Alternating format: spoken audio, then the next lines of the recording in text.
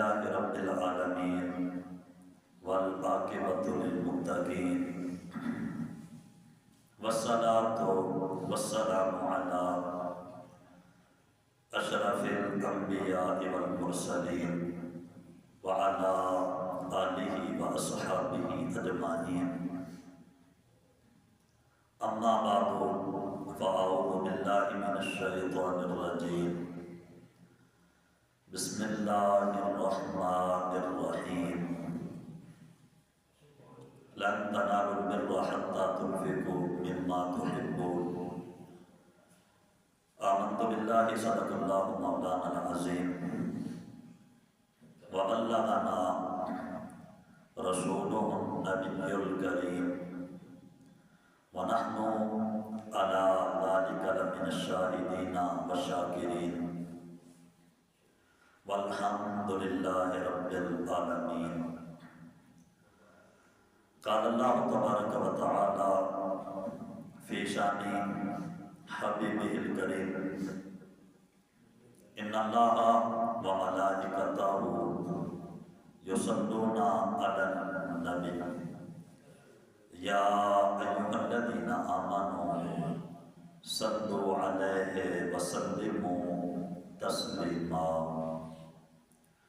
اللهم صل على سيدنا مولانا محمد وعلى آله وصحبه سيدنا ومولانا محمد وبارك وسلم وصل عليه.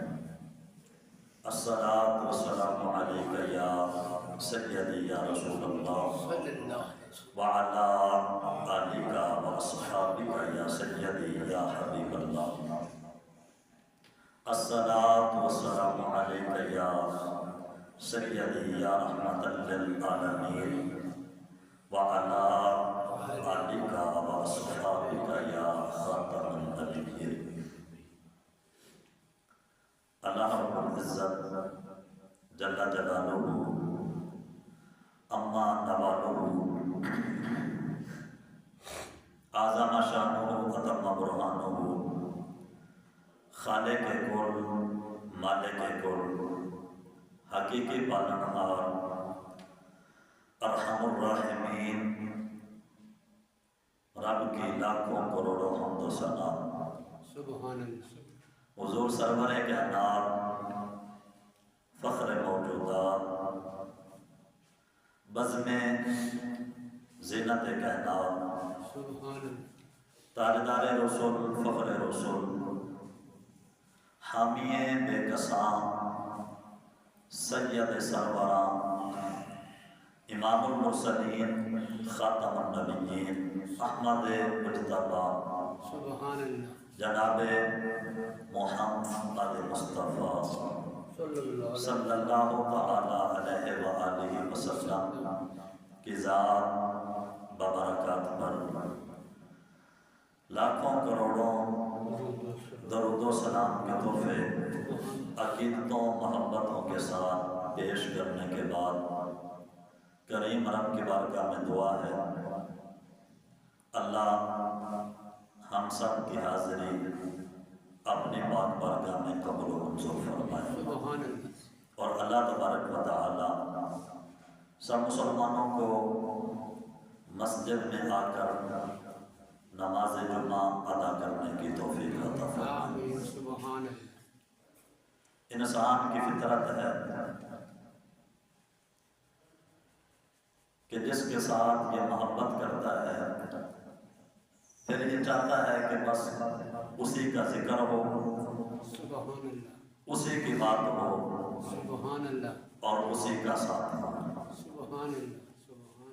بندے کی یہ فطرت میں ہے کہ جس کے ساتھ محبت کرتا ہے تو یہ چاہتا ہے کہ اسی کا ذکر ہو اسی کی بات ہو اور ہر وقت اسی کا ساتھ نصیب ہو.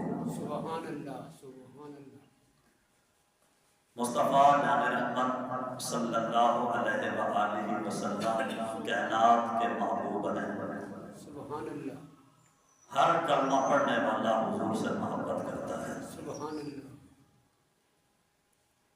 ہر وقت مصطفیٰ جان رحمت صلی اللہ علیہ وآلہ وسلم کی ذات پر درود پڑھتا ہے۔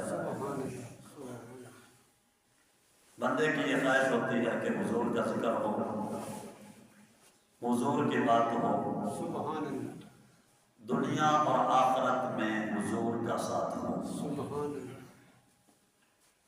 ہم نے مصطفیٰ جان رحمت صلی اللہ علیہ وآلہ وسلم کی زیارت نہیں کی، لیکن پھر بھی اتنی تڑپ ہے کہ بن دیکھے بھی ہر ایک کی خواہش ہے بس مصطفیٰ کی بات ہو اور حضور کا ساتھ ہو۔ اندازہ لگا سکتے ہیں کہ جن عظیم ہستیوں نے حضور کا دیدار کیا صبح شام، انہیں حضور کے ساتھ کتنی محبت ہوگی۔ نبی پاک صلی اللہ علیہ وآلہ وسلم کے بارگاہ میں ایک صحابی آئے جن کے چہرے کا رنگ بدلا ہوا تھا، اور مصطفیٰ جان رحمت صلی اللہ علیہ وآلہ وسلم کی عادت مبارکہ تھی، اور اب بھی ہے کہ جب بھی کسی امتی کو تکلیف میں دیکھتے تو حضور ضرور مدد فرماتے۔ فریاد جو کرے امتی حال زار میں، ممکن ہی نہیں ہے کہ خیر البشر کو خبر نہ ہو۔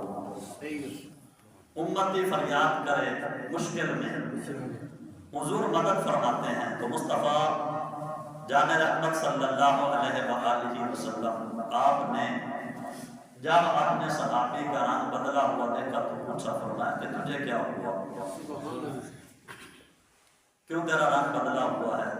طبیعت تو ٹھیک ہے؟ عرض کیا آقا طبیعت ٹھیک ہے۔ تو فرمایا کہ پھر رنگ کیوں بدلا ہوا ہے؟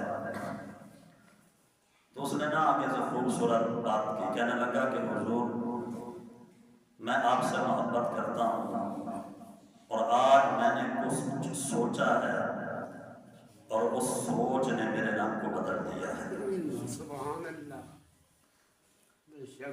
فرمایا کہ کون سی سوچ ہے؟ عرض کیا کہ میں محبت کرتا ہوں اور بڑی شدت کے ساتھ محبت کرتا ہوں۔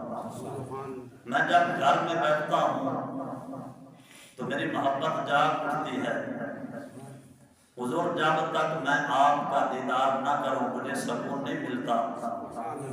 اب تو مدینے کی بات ہے حضور، آپ مدینے میں رہتے ہیں، میں بھی مدینے میں رہتا ہوں۔ جب محبت جاگ اٹھتی ہے، جب عشق مچلتا ہے، حضور میں دوڑا دوڑا آپ کی بارگاہ میں آتا ہوں، آپ کو دیکھتا ہوں، سکون مل جاتا ہے۔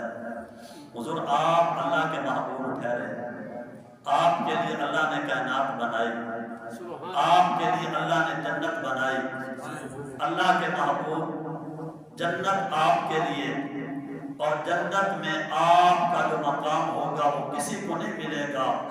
اور اگر حضور مجھے آپ کے صدقے جنت مل بھی گئی تو پتہ نہیں کہاں میرا مقام ہوگا۔ حضور میں سوچ رہا ہوں آج جب عشق مچلتا ہے، دوڑا دوڑا آپ کے بارگاہ میں آتا ہوں، زیارت ہوتی ہے، سکون مل جاتا ہے، لیکن جنت میں آپ کا مرتبہ بلند مجھے پتہ نہیں کہاں جگہ ملے گی۔ حضور جنت میں اس غلام کا کیا بنے گا، کیسے زیارت کروں گا؟ تو مصطفیٰ جان رحمت صلی اللہ علیہ وآلہ وسلم نے ارشاد فرمایا کہ وہ اپنے عشق کو سلامت رکھ، اپنی طرف سلامت رکھ۔ جب تیرا عشق سلامت ہوگا، جو رب مدینے میں تجھے حضور کا دیدار کرواتا ہے، جنت میں بھی وہی رب تجھے حضور کا دیدار کرواتا ہے۔ تو بندے کی عادت ہے، فطرت ہے، اور یہ فطرت بندے کو مجبور کرتی ہے کہ جس کے ساتھ یہ بندہ محبت کرتا ہے، یہ کہتا ہے کہ میں اسی کا ذکر کروں، یہ کہتا ہے کہ میں اسی کی بات کروں، یہ کہتا ہے کہ بس میرے محبوب کا میرا ساتھ ہو۔ تو میں عرض یہ کر رہا ہوں، 1450 سال گزرنے کے بعد آج جب حضور کی محبت کی بات کہی جاتی ہے تو ہمیں سکون ملتا ہے۔ سبحان اللہ، صرف نام سن کر ہمارا جسم جو ہے وہ مچلنے لگتا ہے، پوری طبیعت میں بندے کو سکون مل جاتا ہے۔ اگر 1450 سال بعد تجھے اور مجھے نام سن کر اتنا سکون ملتا ہے تو حضور کے صحابہ کو حضور کا دیدار کر کے کتنا سکون ملتا ہوگا۔ سبحان اللہ، سبحان تو اللہ، عرض کیا آقا یہ محبت کی بات ہے کہ محبت والا یہ چاہتا ہے کہ وہ اس کے ساتھ رہے۔ تو یہی سوال اور یہی فریاد حضور نبی پاک صلی اللہ علیہ وآلہ وسلم کے اصحاب نے بھی کی۔ عرض کیا آقا کس کو جنت میں سب سے زیادہ آپ کا قرب حاصل ہوگا؟ سبحان اللہ، کس کو جنت میں آپ کا سب سے زیادہ قرب حاصل ہوگا؟ کون جنت میں آپ کے سب سے زیادہ قریب ہوگا؟ تو میرے مصطفیٰ کریم علیہ الصلوۃ والتسلیم نے فرمایا کہ جو میری ذات پر سب سے زیادہ درود پڑے گا قیامت والے دن وہ سب سے زیادہ میرے قریب ہوگا۔ سبحان اللہ، سبحان اللہ، اس لیے حضور نبی پاک صلی اللہ علیہ وآلہ وسلم کی ذات مبارکات پر کثرت کے ساتھ درود پڑھنا چاہیے۔ سبحان اللہ، سبحان اللہ۔ قرآن پاک میں خدمت خلق اور انسانیت کی بھلائی کے بارے میں بہت سی آیات موجود ہیں۔ چپ کرو ادھر دیکھو۔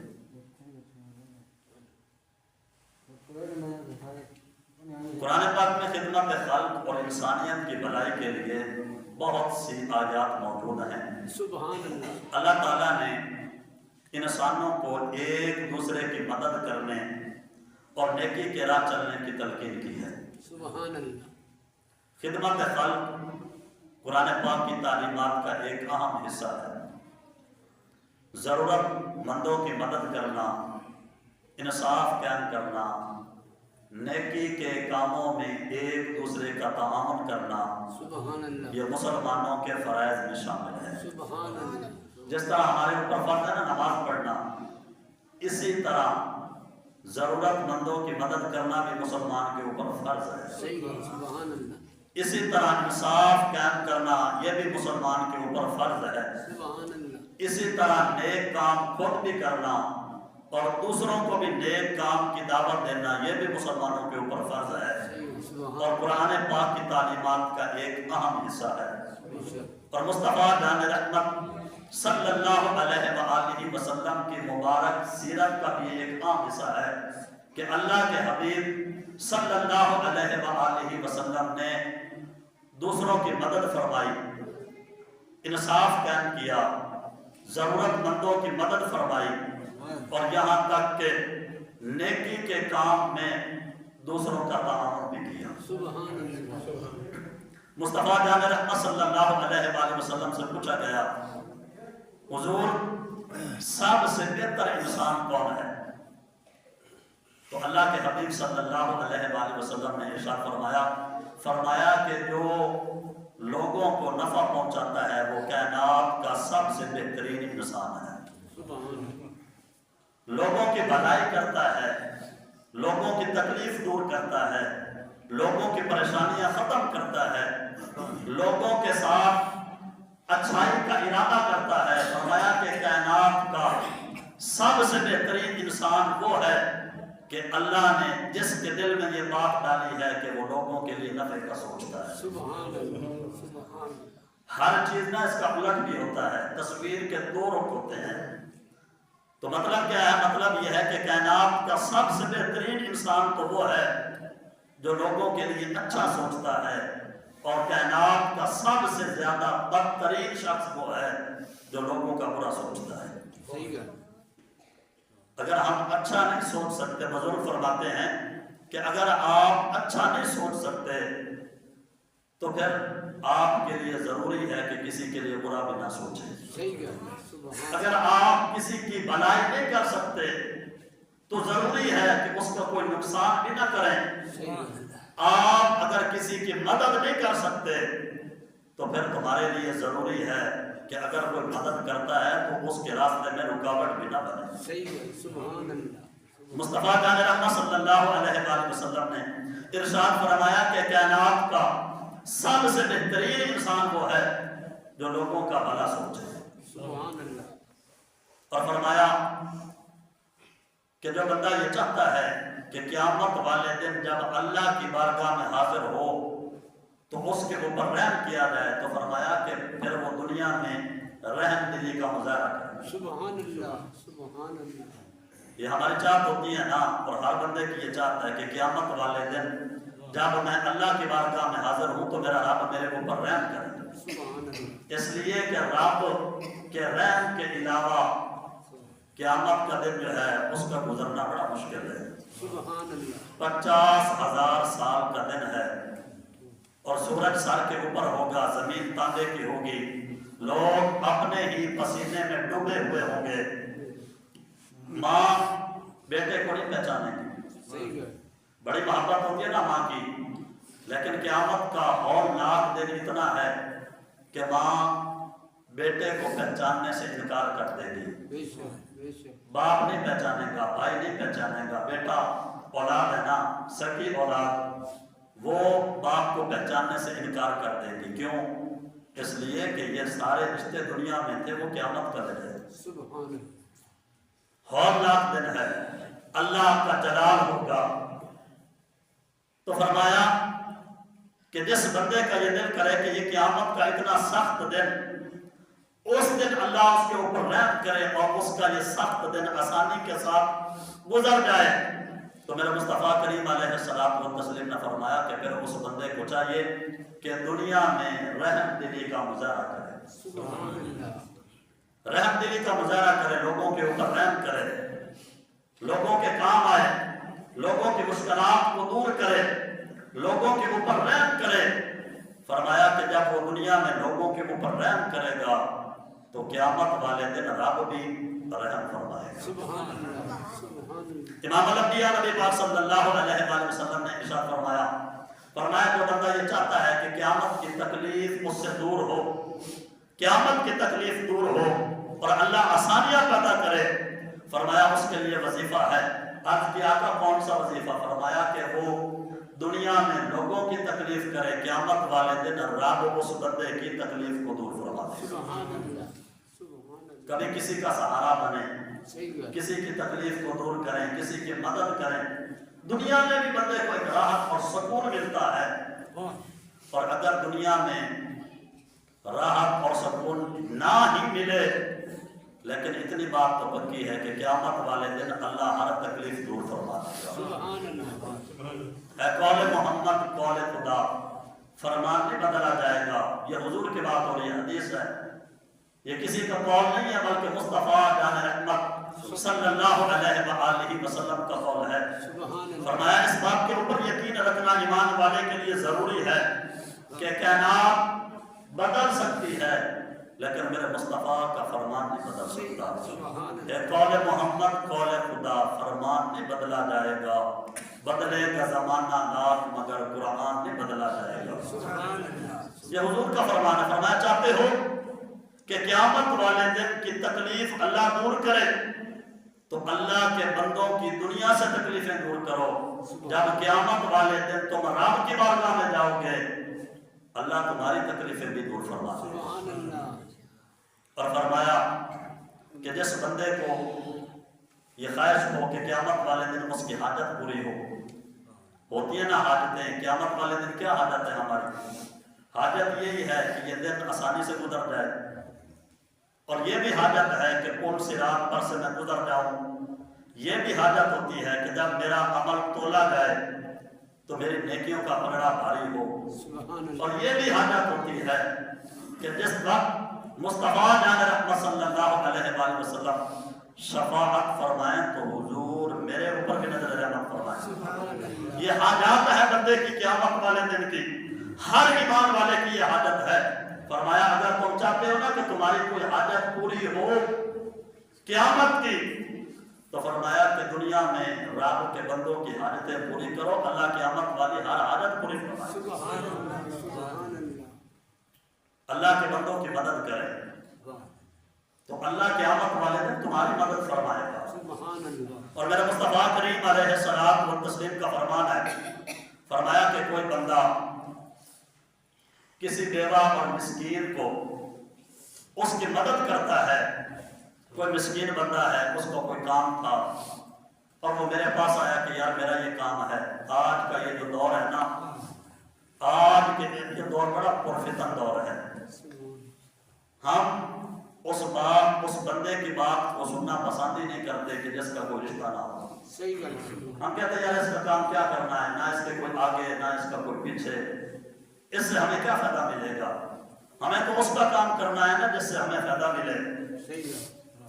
ہر ایک بندہ جو ہے وہ اپنا جی اس کا کیا کام کرے، نہ اس کا کوئی آگے نہ پیچھے۔ فرمایا کہ جس کا کوئی آگے پیچھے نہ ہو پھر اس کا خدا ہوتا ہے، سبحان اللہ۔ جس کا کوئی بھی دنیا میں رشتہ نہ ہو اس کا خدا ہوتا ہے۔ اور حدیث مبارکہ کا مفہوم ہے، فرمایا کہ ایسے لوگوں سے بچا کرو کہ جن کا کوئی تعلق یا کوئی رشتہ نہ ہو دنیا میں، جب وہ بھر جاتے ہیں اور جب ان کا دل ٹوٹتا ہے تو وہ کسی کی طرف رخ نہیں کرتے، وہ سیدھا اپنے رب کی طرف رخ کرتے ہیں، سبحان اللہ۔ اور پھر اللہ ان کی ہر بات کو فوراً قبول فرما لیتا ہے۔ سبحان اور ہمارے بزرگ فرماتے ہیں کہ مظلوم کی آہ اتنی طاقتور ہوتی ہے کہ یہ کیچڑ میں بھی آگ لگا دیتی ہے۔ اللہ۔ پانی میں آگ نہیں لگتی، چلو اگر لگ بھی جائے لیکن کیچڑ ایسا ہوتا ہے کہ اس میں آگ کا تصور ہی نہیں ہوتا۔ فرمایا کہ مظلوم کی اتنی آہ ہوتی ہے کہ یہ کیچڑ کو بھی آگ لگا دیتی ہے۔ تو جب مظلوم سب کچھ چھوڑ کر اللہ کی بارگاہ میں ظالم کی شکایت کرتا ہے تو پھر اللہ ظالم کی فوراً پکڑ فرما دیتا ہے، پھر اس ظالم کے لیے بچنے کا کوئی راستہ نہیں بچتا۔ فرمایا کہ اس سے پہلے کہ مظلوم اپنا رخ رب کی طرف کرے اس سے پہلے اس سے بچ جاؤ۔ تو فرمایا کہ جب کوئی کسی یتیم کی مدد کرتا ہے، آیا کسی کے پاس یتیم، اس نے کہا کہ میرا یہ کام ہے، تو وہ بندہ اس کے ساتھ چلا مدد کرتا ہے، تو فرمایا کہ جتنی دیر تک وہ اس یتیم کی مدد کرتا رہے گا اللہ اس کو جہاد کا ثواب عطا فرمائے گا۔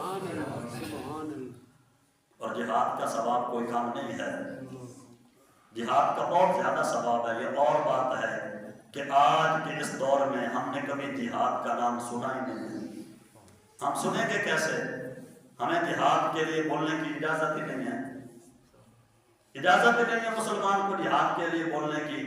کیوں؟ اس لیے کہ جہاد سے مسلمانوں کی عزت ملے گی، اور لوگ چاہتے نہیں ہیں کہ مسلمانوں کی عزت ملے، وقار ملے، بلندیاں ملے، اور ہم خود بھی نہیں چاہتے، اس لیے کہ ہماری عزت تو اسلام میں ہے، اور جب ہم نے ہی اسلام کو چھوڑ دیا تو پھر عزت کہاں رہ گئی؟ امام الانبیاء نبی پاک صلی اللہ علیہ وآلہ وسلم سے پوچھا گیا، یا رسول اللہ صلی اللہ علیہ وسلم بتائیں کہ سب سے افضل عمل کون سا ہے، سب سے بہترین کام کون سا ہے، سب سے افضل عمل کون سا ہے؟ تو میرے مصطفیٰ کریم علیہ الصلوۃ والتسلیم بڑے بڑے افضل کام ہیں، نماز پڑھنا بھی افضل کام ہے، روزہ رکھنا، زکوٰۃ دینا، حج کرنا، اور بھی بڑے بڑے افضل کام ہیں۔ لیکن جب حضور سے پوچھا گیا کہ حضور سب سے افضل کام کون سا ہے، سب سے پسندیدہ کام کون سا ہے، تو میرے مصطفیٰ کریم علیہ الصلوۃ والتسلیم نے ارشاد فرمایا کہ دنیا میں سب سے افضل کام جو اللہ کو پسند ہے وہ کسی بھوکے کو کھانا کھلانا ہے، کسی بھوکے کا پیٹ بھرنا ہے، کھانا کھلانا ہے، اور سلام کو عام کرنا۔ فرمایا کہ اللہ کے نزدیک یہ سب سے افضل کام ہے۔ یہ چھوٹی چھوٹی باتیں جن کو ہم چھوڑ دیتے ہیں، وہ کچھ سمجھتے نہیں ہیں، یہ اللہ کے ہاں بڑی مرتبے اور مقام والی ہیں۔ بندہ ان چھوٹے چھوٹے عملوں کی وجہ سے رب کے ہاں بڑا عزیز بن جاتا ہے، اللہ پسند فرماتا ہے اس بندے کو۔ حضرت علی المرتضیٰ رضی اللہ تعالیٰ عنہ، آپ کا قول مبارک ہے، فرمایا کہ لوگوں کے ساتھ ایسا برتاؤ کرو جس طرح تم اپنے ساتھ کروانا چاہتے ہو، لوگوں کے ساتھ وہی سلوک کرو جو اپنے لیے سوچتے ہو۔ میں اپنے لیے کیا سوچتا ہوں؟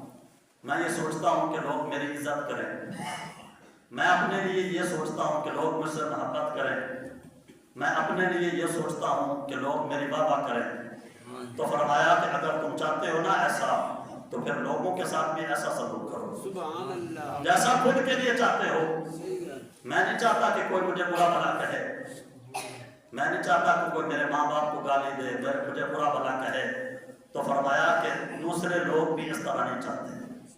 اور مولا کائنات علی المرتضیٰ رضی اللہ تعالی عنہ آپ نے نصیحت کی، فرمایا کہ لوگوں کے ساتھ ایسا برتاؤ کرو جس طرح تم اپنے ساتھ سلوک کروانا چاہتے ہو۔ سبحان اللہ، سبحان اور اللہ، امام الانبیاء نبی پاک صلی اللہ علیہ وآلہ وسلم سے پوچھا گیا کہ یا رسول اللہ صلی اللہ علیہ وسلم سب سے بڑا گناہ کون سا ہے؟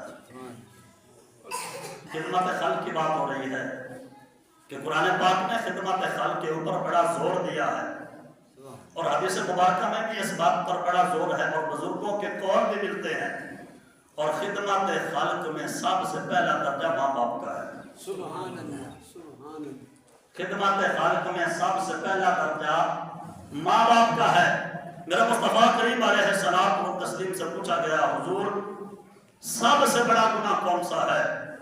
تو حضور نبی پاک صلی اللہ علیہ وآلہ وسلم نے ارشاد فرمایا سب سے بڑا گناہ ماں باپ کی نافرمانی ہے۔ صحیح ہے، سبحان اللہ، آپ نے لفظوں کے اوپر توجہ نہیں کی۔ سب سے بڑا گناہ ماں باپ کی نافرمانی ہے۔ نافرمانی میں یہ ہوتا ہے کہ ماں باپ کا کہا نہ مانا جائے۔ ماں باپ اگر کوئی بات کرے تو اولاد اس بات کو نہ مانے تو اس نے کائنات کا سب سے بڑا گناہ کیا ہے۔ کائنات کا سب سے بڑا گناہگار اور مجرم وہ بندہ ہے کہ جس نے باپ اور ماں کی بات کو نہ سنا۔ یہ نافرمانی کی بات ہو رہی ہے۔ اور پھر جو بدبخت اپنے ماں باپ کو برا بھلا کہے یہ اس سے اوپر ہے۔ ماں باپ کی بات نہ ماننا کائنات کا سب سے بڑا گناہ ہے۔ اور جو ماں باپ کے ساتھ بدسلوکی کرے، ماں باپ کی خدمت نہ کرے حالانکہ پتہ ہے کہ یہ میری خدمت کے محتاج ہے،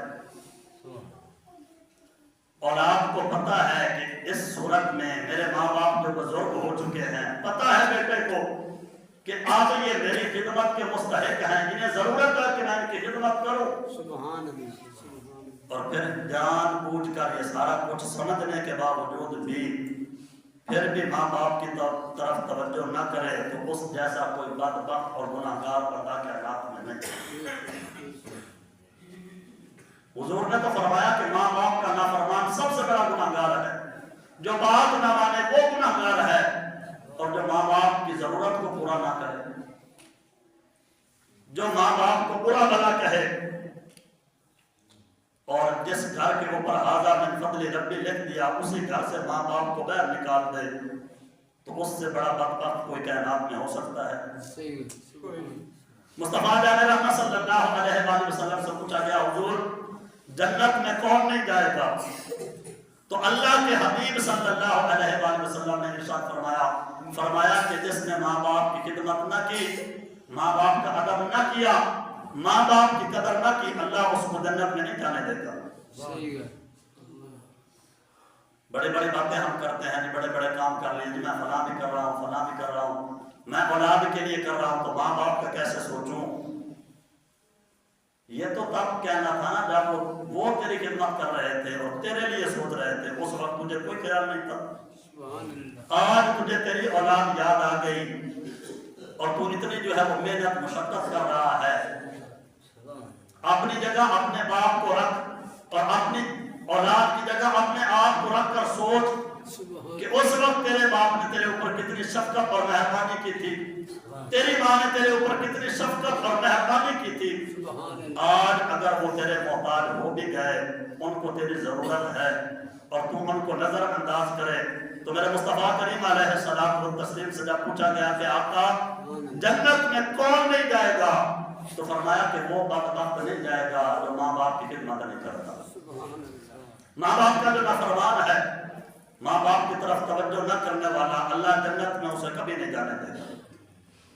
وہ جیسا مرضی ہو، جتنا پرہیزگار ہو، عبادت گزار ہو، کچھ بھی کرتا ہو، کائنات کا ہر اچھا کام اس نے کیا ہو، لیکن ماں باپ کی خدمت نہ کی ہو حالانکہ وہ ضرورت مند ہو تو فرمایا کہ ایسے بندے کو اللہ جنت میں نہیں جانے دے گا۔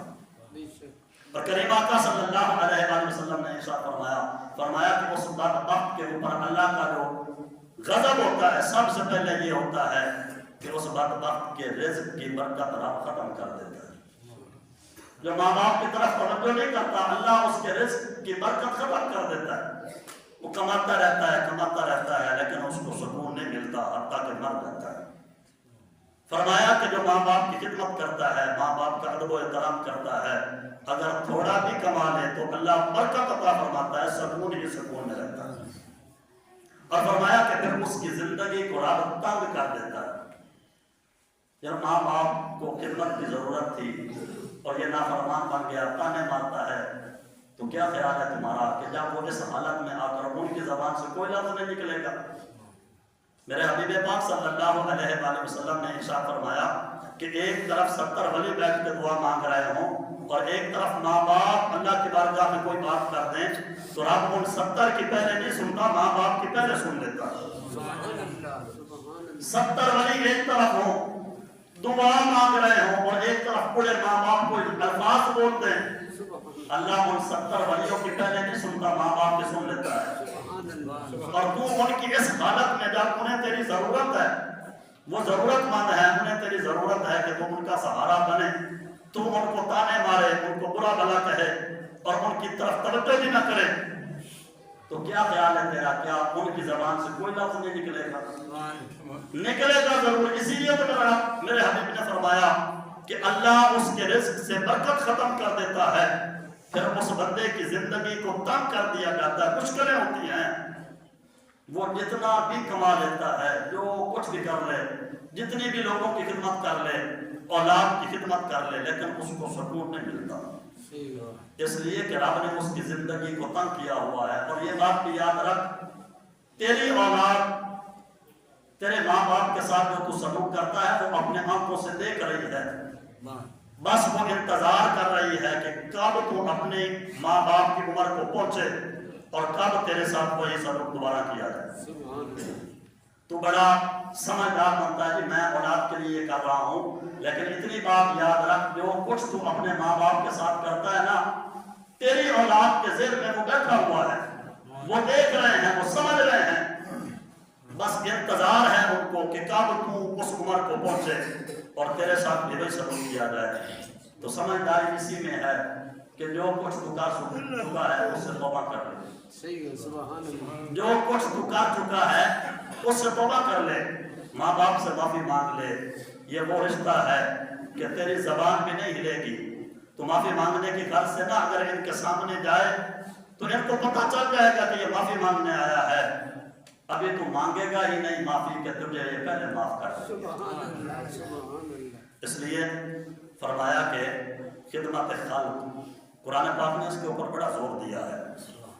یہ اسلامی تعلیمات کا ایک حصہ ہے، جس طرح نماز فرض ہے، زکوٰۃ فرض ہے، روزے فرض ہیں، حج فرض ہے، اسی طرح یہ خدمت خلق بھی بندے کے اوپر فرض ہے۔ خدمت خلق بھی بندے کے اوپر فرض ہے کہ اس کے بغیر گزارا نہیں۔ اللہ تبارک و تعالی ہمیں ان باتوں پہ عمل کرنے کی توفیق عطا فرمائے۔ اللہ تعالی ہمیں خدمت خلق کرنے کی توفیق عطا فرمائے۔ فرمایا کہ جو بندہ یہ چاہتا ہے نا کہ اللہ ہر طرح سے اس کی مدد فرمائے، تو اس کے چاہیے کہ اس کی مخلوق کی مدد کرے۔ اللہ ہر